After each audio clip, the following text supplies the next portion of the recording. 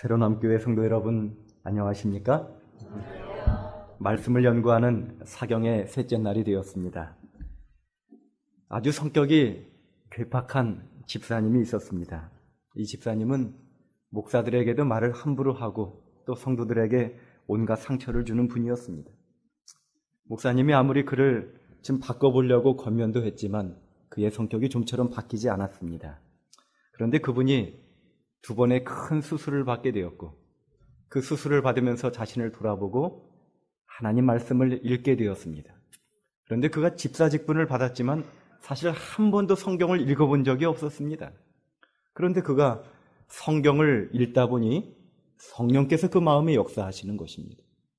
성경이 점점 재밌어지는 것입니다. 나중에는 성경의 연속극보다 더 재밌더라는 것입니다. 그분이 그 해에 성경을 2번이나 읽었습니다. 완전히 새 사람이 되었습니다. 교회에서 열심히 있는 사람이 되었습니다. 더 이상 남에게 상처 주는 사람이 아니라 용기 주는 사람이 되었습니다. 전도하는 사람이 되었습니다.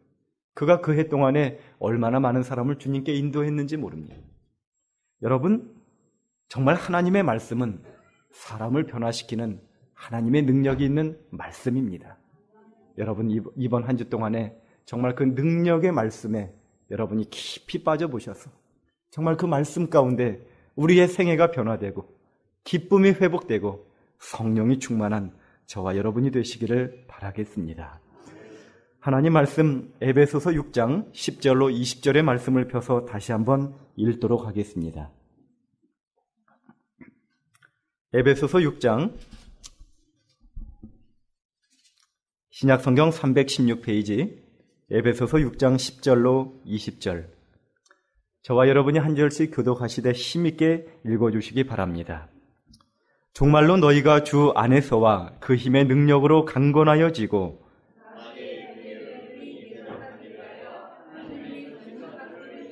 우리의 씨름은 혈과 육에 대한 것이 아니요 정사와 권세와 이 어두움의 세상 주관자들과 하늘에 있는 악의 영들에게 대함이라.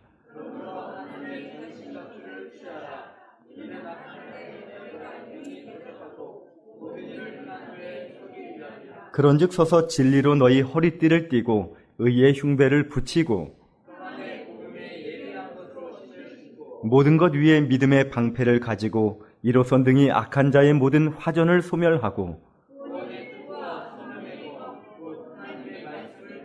모든 기도와 간구로 하되 무시로 성령 안에서 기도하고 이를 위하여 깨어 구하기를 항상 힘쓰며 여러 성도를 위하여 구하고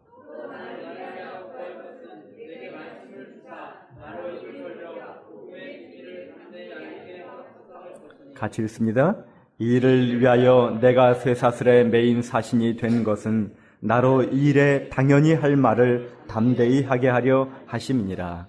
아멘. 사랑하는 여러분, 우리는 영적인 전쟁에서 갑옷을 하나하나 입는 일을 하고 있습니다. 첫 번째로 진리의 허리띠를 매는 일은 매우 중요합니다. 마귀는 관계로서, 거짓으로서, 거짓의 아비로서 하나님의 백성으로 하여금 그 마음 가운데 무엇이 참인지 거짓인지 혼동스럽게 우리의 마음을 흔들 마지막 세상 가운데 우리가 살고 있습니다. 이런 때 우리는 정말 진리의 사람이 되기로 결심해야 합니다. 진리 대신 하나님의 말씀을 연구해야 합니다. 진리 대신 하나님과 산 관계를 맺으면서 날마다 그분 앞에 우리 자신을 굴복시키는 경험이 있어야 할 줄로 믿습니다. 우리는 어제 2번째로 의의 흉배에 대하여 공부하였습니다.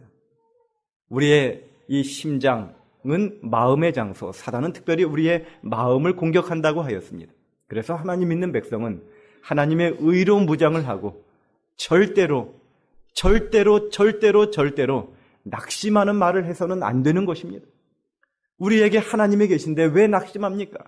여러분의 상황이 아무리 절망적인 상황이라 할지라도 신앙은 거기서 눈을 들어 모든 불가능을 가능케 하시는 하나님을 바라보는 것이 신앙이 아니겠습니까? 오 여러분이시여, 천국 가는 여정에 우리 입술에서 한마디라도 낙심되는 말을 하지 않기로 굳건히 결심하게 되시기를 간절히 바랍니다. 우리는 하나님의 의를 의지해야 합니다. 나에게는 의로운 것이 조금도 없습니다.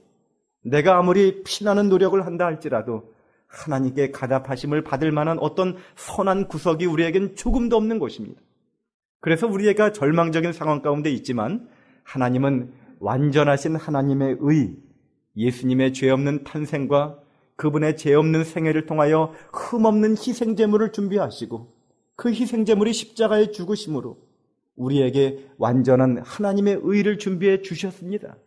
우리가 그분을 옷 입고 우리 자신을 굴복하고 예수님을 전적으로 의지하게 될 때 그것은 하나님의 의를 의지하는 것이고 하나님은 그런 사람을 바라볼 때 우리 대신에 우리가 입고 있는 예수님의 의를 바라보고 우리를 한 번도 죄짓지 않은 사람처럼 여겨주시고 구원해 주신다는 것입니다.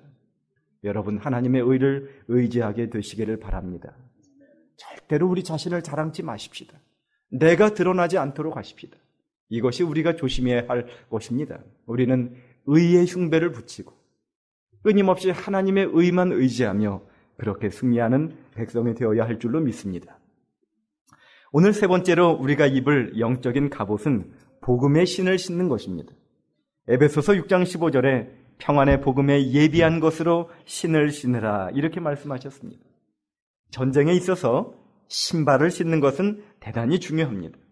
여러분, 현대인은 하루에 평균 6.5km를 걷는데 그것은 7,500걸음이고 그렇게 걷는다면 일생 동안에 지구를 4바퀴나 도는 그러한 엄청난 거리를 걷는 것입니다. 하루에 우리의 발에 걸리는 하중은 500톤이나 됩니다. 그러니 얼마나 이 발이 중노동하겠습니까?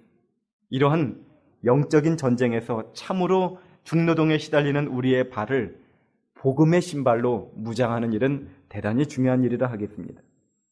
작년에 밴쿠버 올림픽에서 금메달을 따서 우리 모든 국민에게 기쁨을 주었던 김연아 선수를 여러분 잘 아실 것입니다.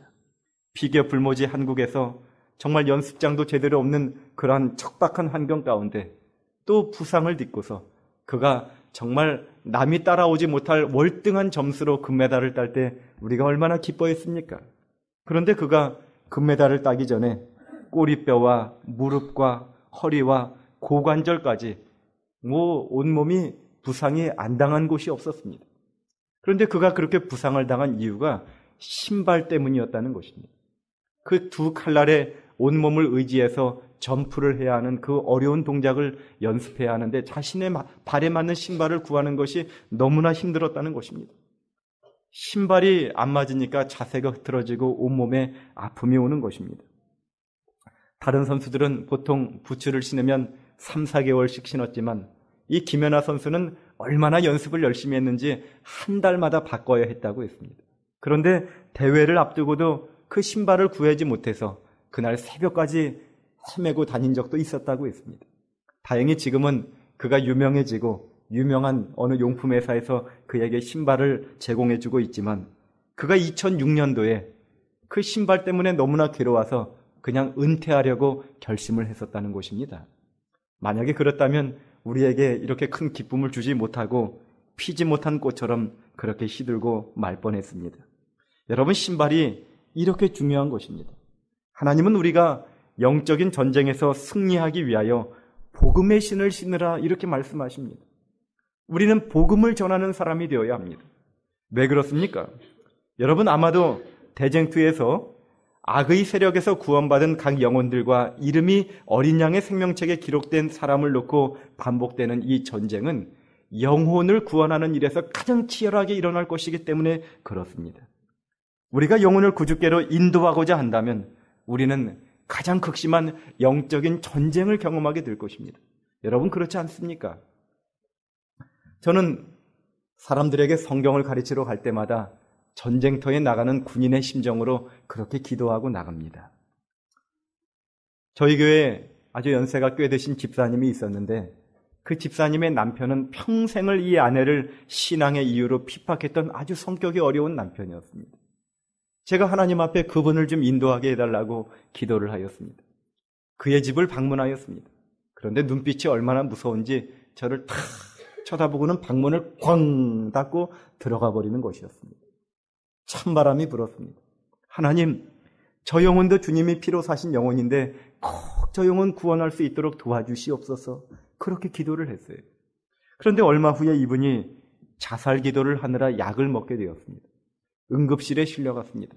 다행히 위세척을 해서 생명은 건질 수 있었지만 위장에 구멍이 생기고 참으로 어려운 가운데 있었습니다. 그래서 동네에 있는 우리 병원에 입원했을 때 제가 또 방문을 했어요. 근데 돌아 누워서 오지 말라는 것입니다. 자기는 목사와는 상관없는 사람이니 이런 데 오지 말라는 것입니다. 그래도 그를 위하여 기도하고 돌아갔습니다. 그의 병이 더 위중해져서 성모병원으로 옮겼습니다. 방문했습니다. 그런데 여전히 저를 쳐다보지도 않는 것이었습니다. 얼마 후에 고향에 있는 명지병원으로 옮겼습니다. 계속 기도하였습니다. 제가 갔는데 하나도 반갑지 않다는 것입니다. 얼마 후에 부천에 있는 순천향병원으로 또 옮겼습니다. 또 방문했어요. 목사님, 왜 자꾸 저를 이렇게 귀찮게 하십니까? 이렇게 말씀을 하시죠. 제가 인간적인 마음 같았으면 벌써 포기했겠지만 이것은 영혼을 놓고 싸우는 영적인 전쟁인 것입니다. 포기할 수가 없는 것입니다. 그래서 하나님 앞에 그 영혼을 달라고 간절히 기도했습니다. 그분이 다시 우리 병원으로 왔고 또 철원에 있는 길병원으로 가게 되었습니다. 제가 그 다음에 또 방문을 했더니 그분이 의외로 저에게 목사님 왜 안 오시나 기다렸습니다. 이렇게 말씀을 하십니다. 그분이 나중에는 수동에 있는 요양병원으로 옮기게 되었고 거기서 그토록 단단하던 그분의 마음이 하루아침에 녹아내리고 침례를 받고 재림성도가 되었습니다. 여러분, 정말 영혼을 구원하는 일은 영적인 전쟁입니다. 그 대쟁투가 얼마나 치열한지 모릅니다. 그래서 우리는 영혼을 구원하러 갈 때 기도하고 하나님께서 도와주시기를 간절히 구해야 합니다. 우리는 각성하자 이미 전쟁은 시작되었다. 진리와 오류가 최후의 결전을 위하여 점점 가까이 이르고 있다. 우리는 우리의 하늘 아버지를 영화롭게 하고 그리스도께서 위하여 죽으신 영혼들을 구원하는 방편이 되도록 우리의 영생을 위해서 확신을 가지고 일하자. 사랑하는 여러분, 우리가 주님께로 영혼을 인도하는 하나님의 살아있는 군사가 되시기를 간절히 바라겠습니다. 하늘의 전사들은 이들 영혼들을 포위하고 있는 악의 군대를 물리치고 그 영혼들을 인도하여 확실한 기초 위에 발을 디디도록 해준다.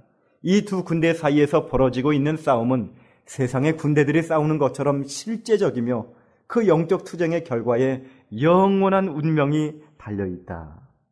우리가 복음의 신을 신고 나갈 때마다 하나님의 전사가 함께 하신다고 그렇게 말씀하셨습니다. 영혼들을 구원하려고 하는 진지하게 일하는 남녀들이 지금 필요하다. 왜냐하면 권세 있는 장군인 사단은 전투를 시작하였으며 그는 이 마지막 남은 시간에 하나님께서 당신의 백성들에게 나타내실 빛에 대하여 문을 닫아버리고자 가능한 한 모든 방법들을 통하여 일하고 있기 때문이다. 여러분, 정말 이 마지막 때가 다 되었습니다. 우리가 뉴스를 볼 때 예수님의 재림의 징조가 날마다 우리에게 경각심을 주고 있는 시대에 살고 있습니다. 정말 예수님 오실 때가 다 된 이때에 우리가 죄악의 포로로 잡혀있는 사람들을 구원하기 위하여 복음의 신을 신는 일은 대단히 중요한 일입니다. 며칠 전에 UDT 대원들이 작전을 통하여 포로로 잡혀있는 선원들을 해적의 손으로부터 구원하는 일이 있었죠. 여러분, 우리가 복음의 신을 신고 나가는 일은 그렇게 영원한 생명을 잃어버리고 세상 마귀의 포로 가운데 잡혀있는 사람들에게 해방을 주는 참으로 가치 있는 일이 아니겠습니까? 오늘 성경 말씀 에베소 6장 15절의 말씀에는 평안의 복음에 예비한 곳으로 신을 신어라 이렇게 말씀하고 있어요. 뉴 잉글리시 바이블에는 평안의 복음을 발판으로 삼아 튼튼한 발판을 확보하라 이렇게 번역하고 있습니다. 다시 말하면 우리의 신앙의 기초를 평안의 복음, 그 복음을 확고하게 우리 마음 가운데 신앙의 기초로 세우고 그 복음, 구원의 그것으로 신을 신고 기동성 있게 나가서 그 복음을 전하라 하는 것이 오늘 성경의 명령인 것입니다. 우리는 먼저 복음이 무엇인지 알아야겠습니다. 여러분, 복음이 무엇입니까? 복음이 무엇이지요? 복음은 말 그대로 복된 소식, 기쁜 소식입니다. 예수님을 통해 베풀어진 구원의 소식이 복음이 아니겠습니까? 지금부터 2500년 전에 페르시아의 다리우스 대제는 도시국가인 아테네에게 무조건 항복할 것을 권하였습니다. 아테네가 거절을 하자 다티스 장군과 아르파페르네스 장군을 사령관에 임명하고 원정군을 보내서 이 아테네를 함락하기 위하여 전쟁을 벌이게 되었습니다. 병력 규모는 전함이 600척, 보병이 10만 명, 기병 1만 명, 참으로 어마어마한 군대를 파송한 것입니다. 아테네는 깜짝 놀라서 이웃 도시 국가인 스파르타에 도움을 요청했습니다. 그때 그 당시에는 전화가 없었기 때문에 달리기를 잘하는 필리피데스라는 사람이 열심히 달려가서 스파르타까지 가서 도움을 요청했지만 그들의 종교적인 이유로 보름달 이전에는 출병할 수 없다는 소식을 듣게 되었습니다. 정말 국가의 존폐가 풍전등화의 위기 가운데 있는 가운데 지략이 뛰어난 장군인 밀티아데스는 불과 1만 명, 적군은 지금 11만 명이 넘고 여러 가지 무기들이 많은데 그저 1만 명의 군사를 이끌고 나가서 아테네 동쪽의 마라톤 평원 42km 지점에서 역사적인 전쟁을 벌이게 됩니다. 누가 이겼을까요? 여러분, 지략이 뛰어난 이 밀티아데스는 그들을 유인해서 마침내 그들을 모두 괴멸시키고 승리를 거두게 되었습니다. 온 아테네 시민들은 우리가 종이 될 것인가? 우리가 죽을 것인가? 아니면 우리가 기적적으로 승리할 것인가? 우리의 운명을 놓고 정말 가슴을 졸이면서 기다리고 있었습니다. 그런데 그들은 마침내 승리를 거두게 되었고 역시 필리피데스가 달리기를 잘하는 이 병사가 42.19km를 달려서 아테네 시민들에게 달려와서 마지막으로 우리가 승리했다, 우리가 살게 되었다는 그 기별을 전하고 숨지게 되는 것입니다. 그래서 여러분, 이것을 기념하기 위하여 생긴 운동이 바로 마라톤인 것입니다. 오늘날도 마라톤을 절대로 하지 않는 나라가 있어요. 어떤 나라일까요? 이란. 그 마라톤에서 패한 페르시아의 후손인 이란은 지금도 국가적으로 마라톤을 금지하고 있습니다. 여러분, 그들이 승리했다는 이 기별, 이것은 정말 아테네 시민들에게 복음이었습니다. 기쁜 소식이었습니다. 그런데 42.195km가 아니라 온 우주를 가로질러서 훨씬 먼 거리를 달려와서 천사가 복음을 전했는데 보라, 내가 온 백성에게 미칠 큰 기쁨의 좋은 소식을 너희에게 전하노니 오늘날 다윗의 동네에 너희를 위하여 구주가 나셨으니 곧 그리스도 주시니라. 여러분, 예수님이 이 땅에 오셨다는 것이 천사가 전한 복음인 것입니다. 구원의 계획은 하나님의 아들의 무한한 희생에 의하여 세워졌다. 그리스도의 십자가에서 비춰오는 복음에 비친 이기심을 책망하며 관대함과 자선을 격려한다. 여러분, 십자가를 통하여 우리는 복음을 발견할 수 있습니다. 그 복음은 로마서 1장 17절에 하나님의 의라고 하였습니다. 복음에는 하나님의 의가 나타났어. 우리가 어제 공부했죠? 하나님의 의가 무엇인가?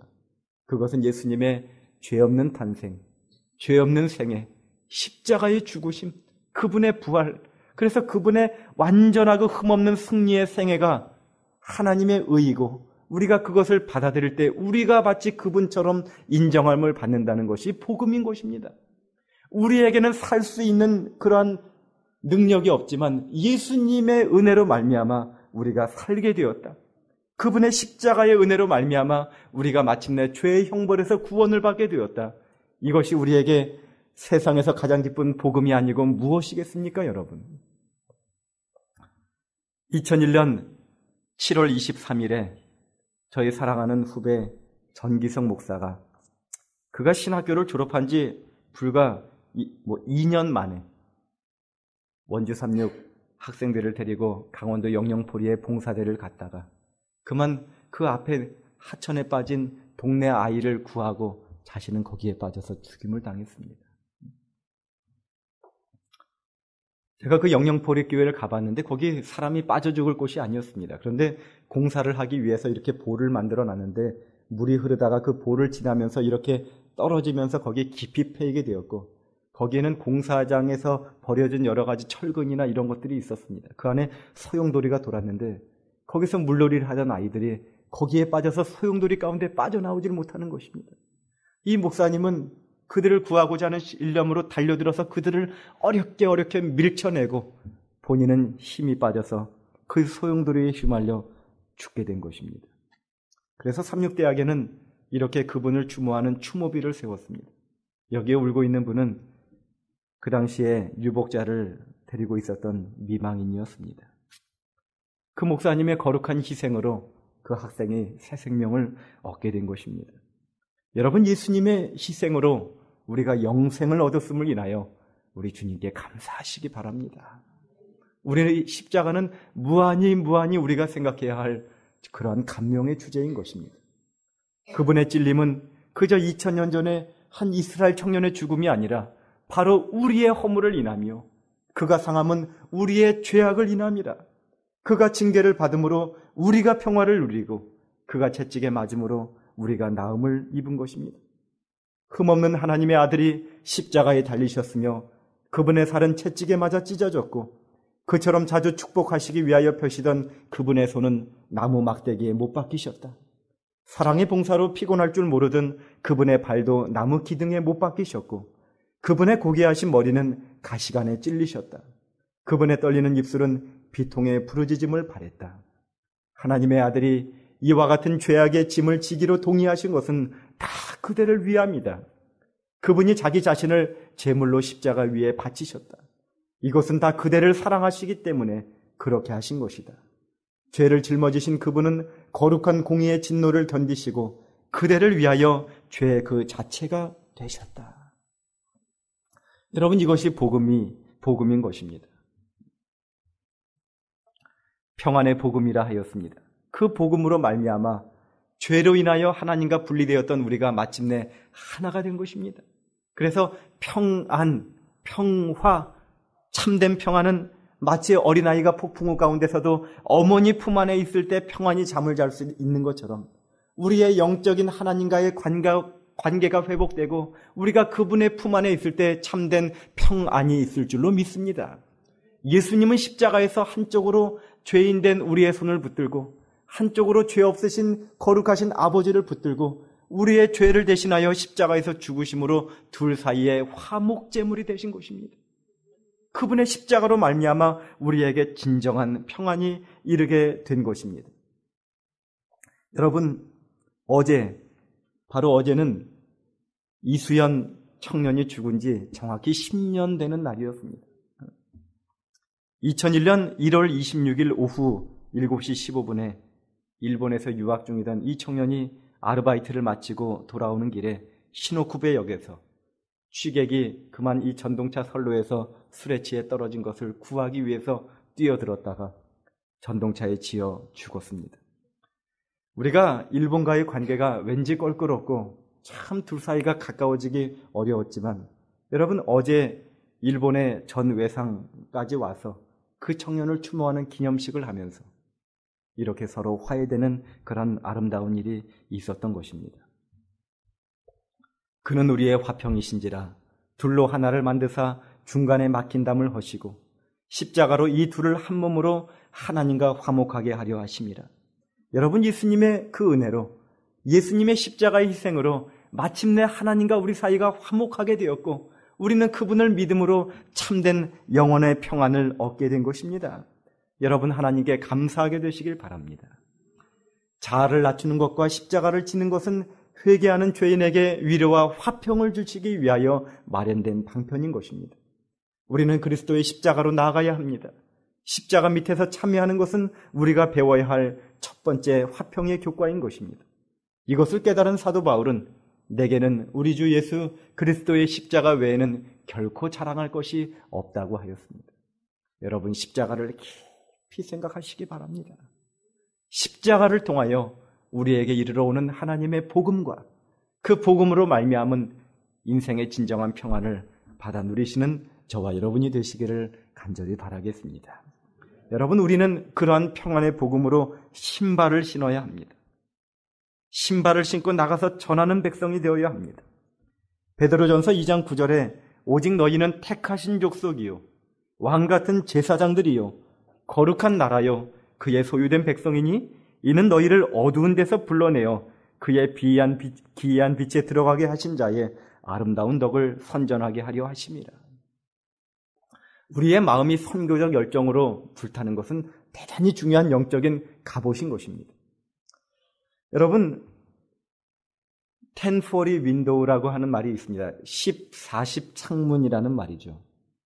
이 말은 여러분 적도가 지나가는 곳이 싱가포르인데 거기에서 북쪽으로 10도 지점과 또 평양이 지나가는 위도가 40도인데 그 10도에서 40도가 지나가는 이 네모를 이렇게 그려봤더니 그 안에 62개의 나라가 있고 40억의 인구가 살고 있다는 것입니다. 세계 인구의 3분의 2가 바로 이 1040 윈도우 가운데 살고 있는 것입니다.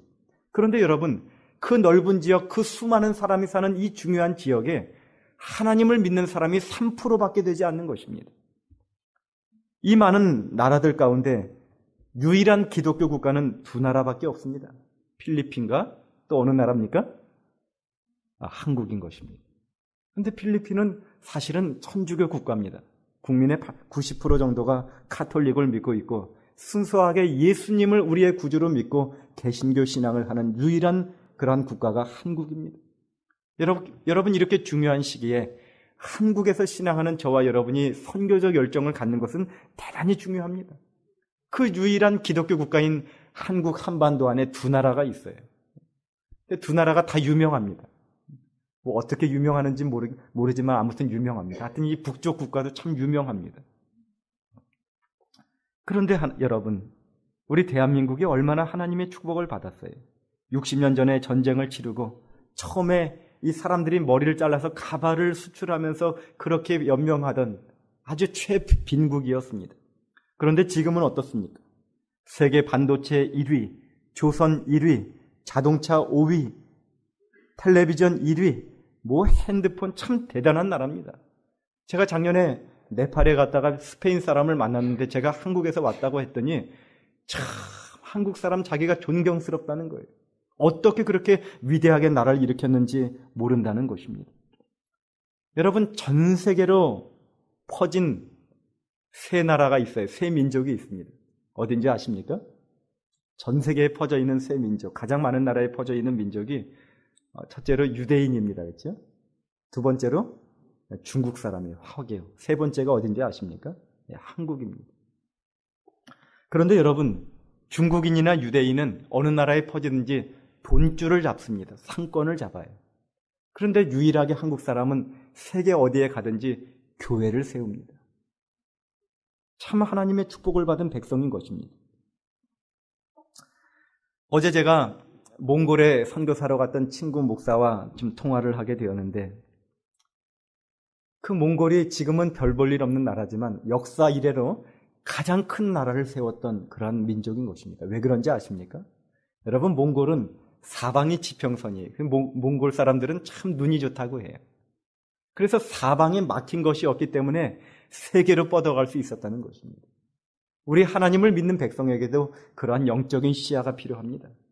그저 여러분, 우리가 우리 안에만 갇혀 있는 우물한 개구리가 아니라 세계를 향하여 눈을 돌리고 하나님이 우리에게 힘을 주셔서 정말 이 중요한 시기에 이 1040 윈도우 지역에 하나님의 복음의 빛을 환하게 비추고자 그렇게 기도하고 그러한 영적인 안목을 가지고 그러한 선교적 열정을 가지고 복음의 신을 심는 일은 우리에게 얼마나 중요한 일이 되겠습니까? 제가 간절히 바라기는 우리 새로남 교회가 세계 선교를 위하여 기여하는 그런 교회가 되시기를 간절히 바랍니다. 좋은 소식을 가져오며 평화를 공포하며 복된 좋은 소식을 가져오며 구원을 공포하며 시온을 향하여 이르기를 내 하나님이 통치하신다 하는 자의 산을 넘는 발이 어찌 그리 아름다운고 이사야 52장 7절에 말씀하셨습니다. 세상에서 가장 아름다운 사람은 성형수술한 사람이 아니라 복음을 전하는 사람일 줄로 믿습니다. 세상에서 가장 아름다운 발을 가진 사람은 이웃에게 전도하기 위하여 복음을 들고 걸어가는 사람의 발걸음인 줄 믿습니다. 여러분, 정말 주님 오실 때가 다가온 이 시대에 평안의 복음에 예비한 것으로 신을 신을 때 그대들은 백성들에게 전할 진리를 가지고 집집마다 방문할 준비가 될 것이다. 만일 그대들은 믿음으로 전진한다면 구주께서 그대들 앞서 가실 것이며 그대들이 행하는 길에 당신의 빛을 비춰주실 것이다. 하나님은 복음을 전하는 사람들과 함께 하십니다. 그리고 그들에게 축복하신다고 하였습니다.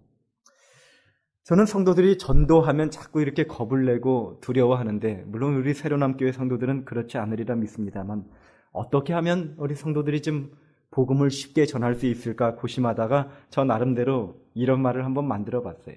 한번 따라해 보십시다. 사기간초. 사기간초. 이게 무슨 뜻인지 아십니까? 예?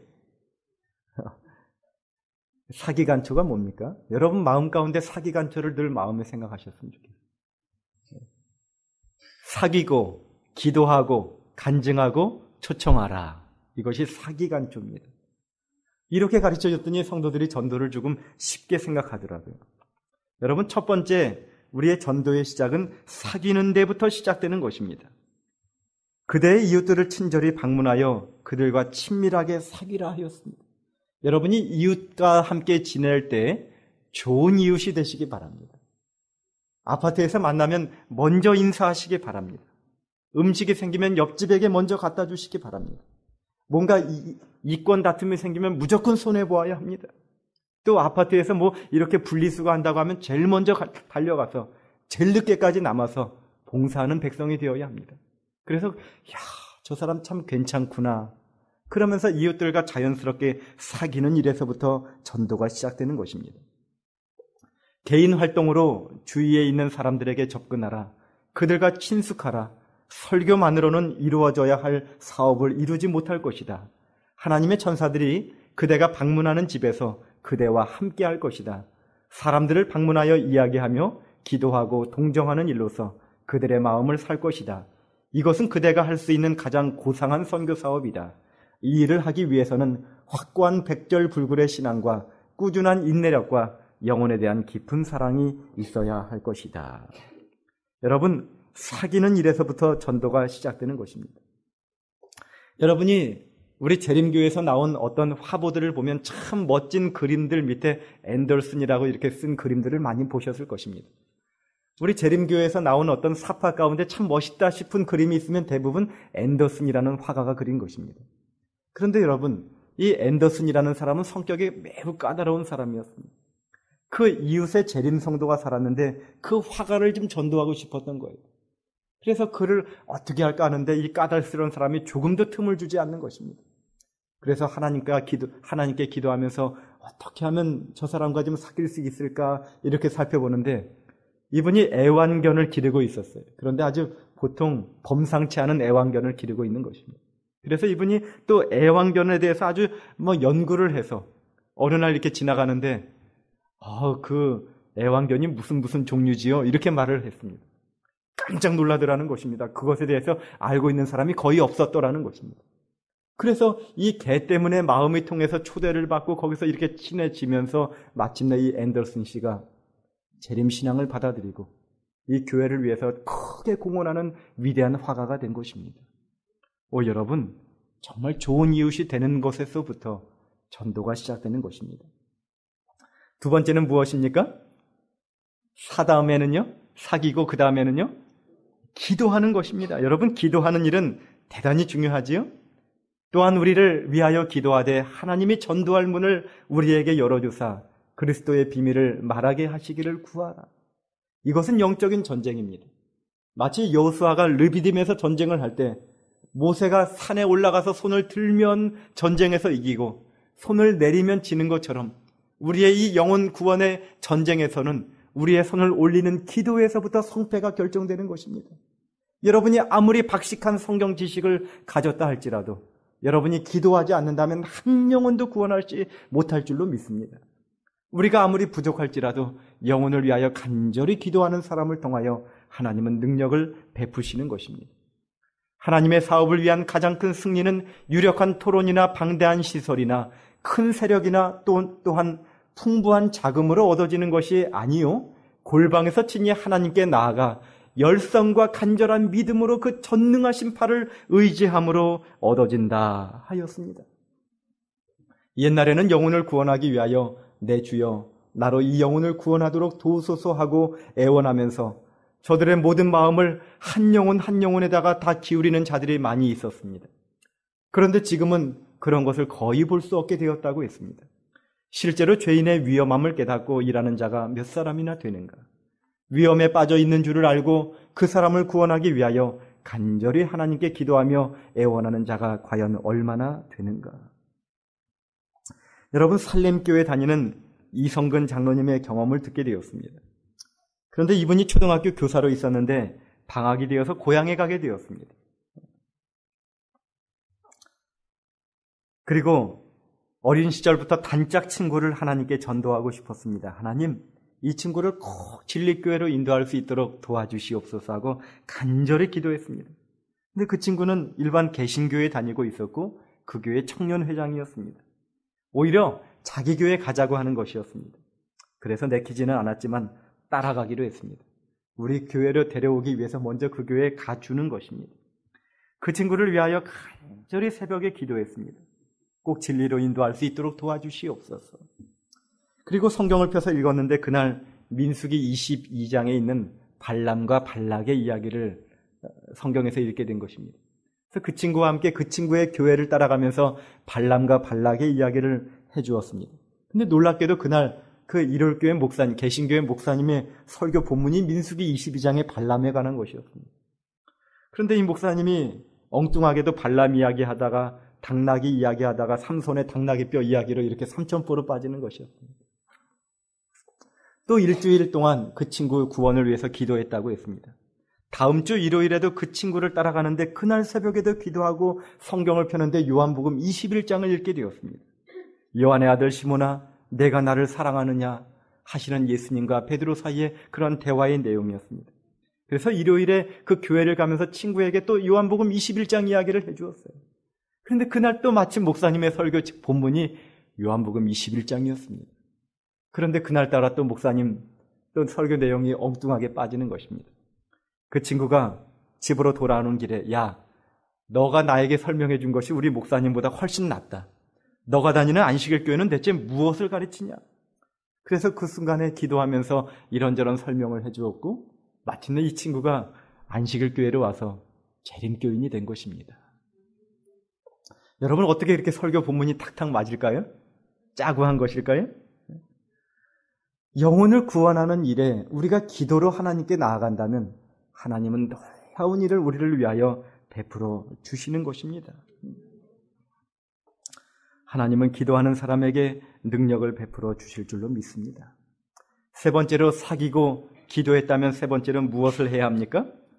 간증하는 일이 필요합니다. 여러분, 이것은 대단히 중요합니다. 가장 효과적인 것은 우리 자신의 경험에 대한 간증이다, 이렇게 말을 했습니다.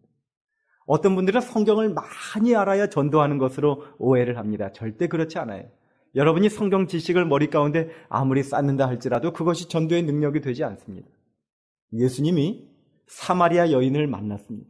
그 여인은 대인 기피증이 있는 사람이었어요. 그러나 그 여인이 예수님을 만나자마자 즉시로 마을로 데려가서 내가 메시아를 만났다고 전도를 하는 것입니다. 여러분이 진정으로 마음 가운데 작은 예수님을 만난 경험이 있다면 그것을 나누는 것이 바로 전도가 될 것이고, 그것은 성경을 가르치는 것보다 어떤 경우에는 훨씬 더 큰 힘을 발휘하게 된다는 것입니다. 간증이 다른 사람에게 큰 감화를 끼칠 것이다. 영혼을 그리스도께로 인도하는 일에 이보다 더 효과적인 방법은 없다고 하였습니다. 여러분, 간증은 단순한 것입니다. 내가 예수님을 만나기 전에는 이랬는데 이렇게 예수님을 만나게 되었고, 예수님을 만난 다음에 이런 변화가 있었다는 것을 그냥 그렇게 짧은 경험으로 이야기하는 것입니다. 또 대단한 것이 아니라 할지라도 예수님이 나의 생애 가운데 기도를 응답하시고 도와주신 작은 은혜들을 나누는 것이 간증인 것입니다. 그렇게 간증하는 사람을 통하여 하나님은 위대한 일을 이루시는 것입니다. 여러분, 제가 알고 있는 속초교회를 다니는 어느 집사님은 80이 넘은 분이시에요. 그런데 이분이 해마다 10명 이상을 하나님께로 인도해서 침례를 받게 하는 것입니다. 놀랍게도 이 할머니는 한글을 모르셔요. 아침마다 간절히 기도하고 그냥 동네를 다니면서 그냥 자기가 만난 예수님을 자꾸 증거한다는 거예요.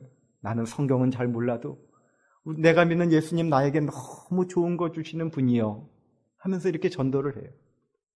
제가 광릉내에서 뉴스타트 그 수련회를 할 때 약사 부부가 왔는데 그 약사 부부가 이 할머니에게 감동을 받아서 거기에 온 것입니다. 그런데 이 할머니가 약국에 와서 약을 탈 때마다 예수님 이야기 자꾸 하는데 어느 날 힘든데 자꾸 예수님 생각이 나더라는 것입니다. 그래서 그 할머니의 간증으로 그분들이 침례를 받고 재림 성도가 된 것입니다. 여러분이시여, 우리가 많이 안 다음에 나갈 생각하지 마시고 그저 작은 경험, 하나님께 받은 은혜를 친구들에게 용기를 내어 기도하는 마음으로 나누는 가운데 하나님의 복음을 전하는 능력을 체험하게 되시기를 바랍니다. 마지막 단계는 사귀고 기도하고 간증했다면 그 다음에 뭐 해야 할까요? 초대하는 일이 필요합니다. 이웃 사람들을 그대의 가정으로 초청하여 귀중한 성경과 성경의 진리를 해석해주는 책들을 그들과 함께 읽어라. 그들에게 노래하고 기도하는 일에 그대와 연합하도록 요청하라. 이와 같은 작은 모임에 그리스도께서는 당신이 친히 약속하신 그대로 직접 오실 것이다. 그리하여 사람의 마음은 그분의 은혜로 감동을 받게 될 것이다. 여러분이시여, 우리가 초대하는 일이 참 중요합니다. 처음에 교회로 초대하는 것이 부담스러우면 우리의 가정으로 초대해서 다과를 나누는 것입니다. 혹은 구역반으로 초대하는 것입니다. 아니면 우리 장로님이 운영하시는 성경 공부방에 초대하는 것입니다. 그 세 단계를 거쳐서 초대를 하면 하나님이 그 자리에 함께 하시겠다고 약속하신 것입니다. 얼마 전에 시드니에서 신앙하는 어느 성도의 이야기를 듣게 되었는데 이분이 친구를 전도하기 위해서 10년을 기도했다고 했습니다. 근데 그 친구가 마침 호주에 놀러와서 그 친구를 데리고 하루 종일 그 시드니에 있는 올림픽 구장도 구경을 시켜주고 또 저녁을 극진하게 대접해주고 그 친구에게 기도하면서 자신의 경험을 이야기하게 되었습니다. 내가 예수님 믿으니까 너무나 좋아하면서 얼마 안 되는 성경 지식을 가지고 성경을 펴서 그에게 읽어주었습니다. 이 친구가 이렇게 진지하게 듣고 복음을 받을 줄 알았는데 밤 12시쯤 되었는데 이 친구가 잘 듣다가 여보게 미안하지만 나는 아직 준비가 안 되었네. 이렇게 거절하더라는 거예요. 그날 밤에 잠자리에 누웠는데 잠이 안 오더라는 거예요. 내가 10년을 기도했는데. 또 간절히 기도하고 마침 다음 날서부터 다니는 교회에서 전도 집회가 있었습니다. 그 친구에게 이야기를 합니다. 여보게, 내가 살면서 자네에게 그렇게 부담 준 적이 있었나? 그러나 내가 사랑하기 때문에 이번만큼은 자네에게 정말 부담 한번 주고 싶네. 나와 함께 교회 가세요. 근데 그 친구가 그래, 내가 자네 얼굴을 봐서 한번 가주겠네 하고 교회를 왔어요. 근데 그날 목사님이 설교를 하는데 전날 밤에 자기가 설교했던 내용을 가지고 설교하는 것입니다. 그 친구가 전도 집회를 마치고 돌아오면서 너 목사랑 짰지? 그런데 정말 그 복음의 말씀의 능력이 그에게 들어간 것입니다. 친구가 그 전도회에서 결심을 하고 침례를 받은 것입니다. 사랑하는 여러분, 사귀고 기도하고 간증하고 초청하는 그런 과정을 통해서 우리가 정말 복음의 신을 싣는 사람이 되어야 합니다. 그냥 앉아있는 사람이 되어서는 안 되는 것입니다. 여러분, 쉰들러 리스트라는 영화를 보셨습니까? 이 오스카 쉰들러라는 사람은 실제 인물입니다. 이 사람은 사실은 사기꾼입니다. 그 유대인들의 돈을 모두 자기 뜻대로 막 긁어 모아서 그것을 가지고 회사를 차려놓고 또 그 돈을 가지고 아주 불법의 로비를 그 독일군 장교들에게 해서 그 포로로 잡혀있는 유대인들을 데려다가 공짜 노동력으로 쓰면서 그렇게 부당 이익을 챙기던 사람이었습니다. 그런데 그렇게 하다가 그 유대인들을 보면서 측은한 마음이 들기 시작하는 것입니다. 처음엔 돈 벌 것이 목적이었는데 어떻게든 그들을 도와주고 싶었던 것입니다.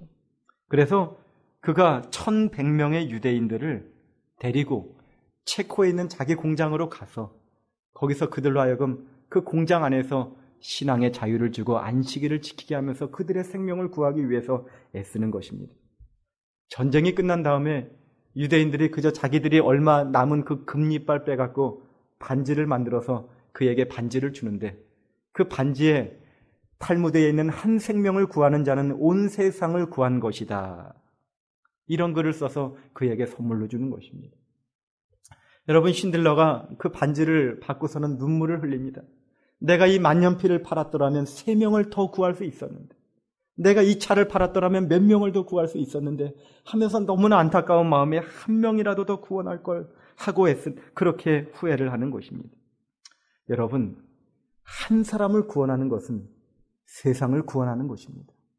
여러분이 한 영혼을 구하기 위하여 애쓰셨다면 여러분은 세상을 구원한 위대한 사람이 되는 것입니다. 여러분, 우리 하나님은 한 사람 아담 창조하시고 생육하고 번성하여 땅에 충만하라 말씀하셨어요. 노아의 한 가족 구원하시고 생육하고 번성하여 땅에 충만하라 하셨습니다. 한 사람 아브라함을 통하여 내 후손이 바다의 모래와 같이 하늘의 별과 같이 많아질 것이라 하였습니다. 우리 주님은 한 분 예수님을 통하여 온 인류를 구원하신 분이십니다. 여러분, 한 문서전도인이 그저 인천에서 길 가던 여고생 붙들고 간절히 강권하여서 복음을 전했습니다. 그 여고생이 인천 내리교회에 다니고 있는 여고생이었는데 그 여고생이 그 복음을 듣고서 안식일 교인이 되었고 그의 아버지, 그의 어머니, 그의 남동생들 이렇게 데리고 오면서 전부 한 가족이 믿게 되었습니다. 그래서 여러분, 그 여고생이 처음으로 재림신앙을 시작했는데 그분이 저희 큰 고모님이셔요. 엄기웅 목사님 사모님, 돌아가신 사모님이셔요. 여러분, 그분 한 문서전도인이 여고생 전도한 것 때문에 우리 가족 가운데 재림신앙을 하는 사람이 40명이 넘습니다. 그 가운데 목사가 3명이나 되고 사모님이 있고 또 그들을 통해서 얼마나 많은 사람이 복음을 들었겠습니까? 한 영혼 구원하는 것이 이렇게 위대한 것입니다. 여러분이 한 영혼 전도하기 위하여 냉수 한 그릇 떠주는 일은 정말 위대한 일을 한 것입니다. 어느 한 여학생이 있었는데 초등학교 1학년 때 소풍 갔다가 남학생이 뒤에서 밀어서 장난을 쳐서 척추를 다쳐서 이 아이가 곱추가 된 것입니다. 이 여자가 평생에 그런 질병을 안고 살아가야 하는 것은 참으로 고통스러운 일이었습니다. 집이 원주였는데 춘천으로 중학교를 가고 춘천여고를 진학하게 되었습니다. 여고 2학년을 마친 겨울에 안식일교회 다니는 친구와 함께 이렇게 길을 걸어가다가 춘천 안식일교회 앞에서 친구가 함께 들어가자는 것입니다. 왠지 거리낌이 있어서 너나 들어갔다 오라고 했더니 친구가 뭘 가지러 들어갔는데 잠시 후에 목사님이 나오더니 정중하게 잠깐 들어오라는 것입니다. 그러더니 그 목사님이 연세가 꽤 많으신 신태식 목사님이었는데 그때 여러분 뭐 가스레인지가 있었겠습니까? 그 군불을 떼가면서 사모님이 콜락콜락 그렇게 기침을 해가면서 불을 떼갖고 국수 한 그릇 끓여서 그것도 목사님은 드시지 않고 이 허리가 휘어진 그 아무도 거들떠보지 않는 여고생에게 국수 한 그릇 정성스럽게 대접을 한 것입니다. 이 여고생이 거기에 감동을 받고 신앙을 받아들이게 되었습니다. 이제 방학이 되어서 집에 오게 되었는데 그 원주에서 안식일 교회를 물어서 가야 하는데 자신이 혼자 밤에 가기 무서우니 그때 중학교 다니던 남동생을 데리고 간 거예요. 보디가드 격으로 데려간 것입니다. 근데 두 사람이 교회 갔더니 그 당시에 목사님이셨던 최승만 목사님, 젊은 분이었는데 이분은 우리 최태현 목사님, 순교하신 최태현 목사님의 아들이었습니다. 그 최승만 목사님이 두 학생을 위해서 그날 설교 제목을 바꿔서 단일서를 설교한 것입니다. 그래서 그 두 학생이 감동을 받고 재림신앙을 하게 되었고 그래서 그 얼마 안 되는 교인 가운데 그 누나는 선생님이 되었고 교사가 되었고 그 배우는 학생은 2명밖에 없어요. 그 자기 남동생이 그 개구장이 동네 초등학교 5학년이었던 그 동네 아이를 데리고 온 것입니다. 그래서 교회 학교를 운영하면서 그렇게 신실하게 신앙을 했어요. 여러분 그때 그 남동생이 누구냐 하면 우리 한국연합회를 이끄셨던 신계훈 목사님이셔요. 그리고 그때 따라왔던 그 신계훈 목사님을 따라왔던 그 동네 어린아이는 은퇴하신 엄보성 목사님이셔요. 국수 한 그릇 대접한 것이 이렇게 놀라운 일을 이루게 된 것입니다. 사랑하는 여러분, 우리가 정말 이 전도 사업의 복음을 우리 자신을 바칠 때 진정한 행복이 무엇임을 안다고 했습니다.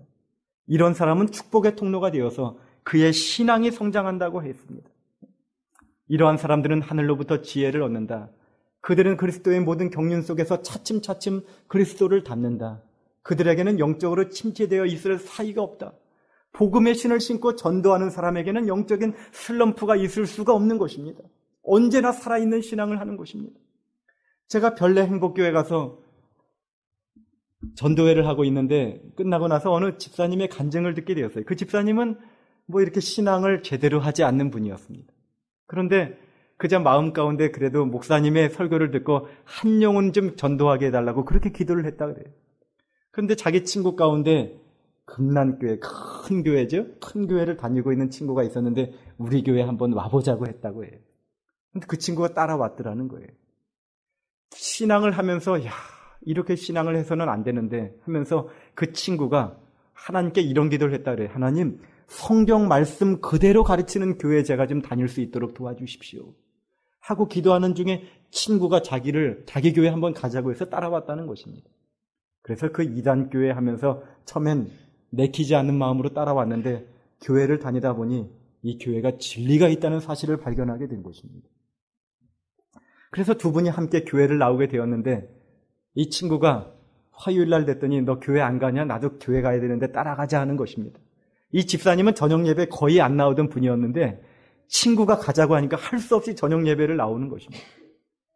그러면서 이 친구가 옆에 앉아서 11조 헌금, 월정 헌금을 먼저 드리는 거예요. 그래서 11조도 제대로 내지 않던 이 집사님이 그때서부터 11조도 드리게 된 것입니다. 그러면서 신앙에 얼마나 기쁨이 생기고 열성이 생기고 목사님, 신앙이 이렇게 기쁜 것인지 내가 전도하고 나서야 깨달았습니다. 이렇게 고백을 하더라는 것입니다. 그러한 기쁨이 저와 여러분에게도 회복되게 되시기를 간절히 바랍니다. 그는 영혼들이 죄의 노예에서 해방되는 것을 볼 때 주의 기쁨을 맛보게 되며 그 기쁨이 그의 모든 자기 희생에 대하여 보상이 되는 것이다. 여러분, 우리가 하늘나라 갔을 때 내가 전도한 사람을 알아본다고 하였습니다.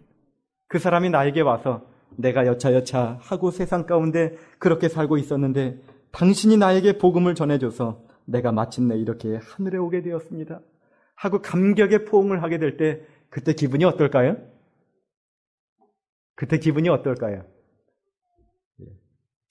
그 경험을 맛보기 위해서라도 꼭 전도하시기 바랍니다. 주님이 우리를 향하여 착하고 충성된 종아 하면서 칭찬하실 것입니다. 사랑하는 새로남교회 성도 여러분, 정말 복음의 신을 신고 사귀고 기도하고 간증하고 초청하는 삶을 통하여 영혼 구원의 기쁨을 맛보시고 영원한 하늘에서 주님의 칭찬을 듣는 저와 여러분이 되시기를 간절히 바라면서 말씀을 마치도록 하겠습니다. 자비하신 아버지 하나님, 우리 모든 새로남교회 성도들 정말 결심하고 복음의 신을 신고 하나님의 복된 소식을 이웃들에게 전하는 사람이 되게 하여 주시옵소서. 때를 얻든지 못 얻든지 전도에 힘쓰게 도와주셔서 내가 살고 또 내 신앙이 뜨거워지고 하늘에서 그러한 사람을 만나는 보람을 느끼고 주님께 착하고 충성된 종이라는 그러한 칭찬을 듣는 복된 주의 성도들 될 수 있도록 축복하여 주시옵소서. 예수님 이름으로 간절히 축원하옵나이다. 아멘.